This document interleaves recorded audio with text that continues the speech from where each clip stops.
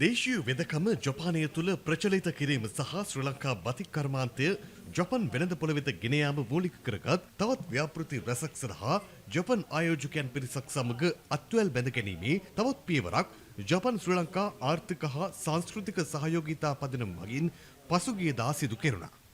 Kollupitiya Renuka hotel පරිශ්‍රයේදී පැවැත්වුණු මෙම වැඩසටහන සඳහා ජපන් ආයෝජකයන් පිරිසක් සහභාගී වූ අතර මෙහිදී දේශීය හා ආයුර්වේදීය ප්‍රතිකාර ක්‍රම සහ බතික් කර්මාන්තය ජපානය තුළ ප්‍රචලිත කිරීම සඳහා පැමිණි දූත පිරිස වැඩි උනන්දුවක් දැක්වූ බවයි වාර්තා වන්නේ. එහි කටයුතු සම්පාදනයේ මීළඟ පියවර ලෙස මේ වසරේ මේ මාසයේදී ශ්‍රී ලාංකික දූත පිරිසක් ජපානය තුළ සංචාරය කිරීමට නියමිතයි.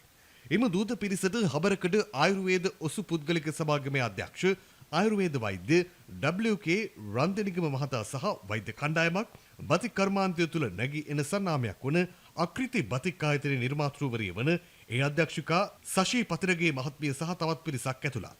මෙම අවස්ථාව සඳහා සංචාරක නියෝජ්‍ය අමාත්‍යවරයා මෙන්ම ජපන් ශ්‍රී ලංකා ආර්ථික හා සංස්කෘතික සහයෝගීතා පදනමේ අධ්‍යක්ෂ ව්‍යාපාරික ඉන්දික කුමාර මහතා ඇතුළු පිරිසක් සහභාගී වී තිබෙනවා. දසත සිසාරා විශ්වාසයේ සන්නාමය.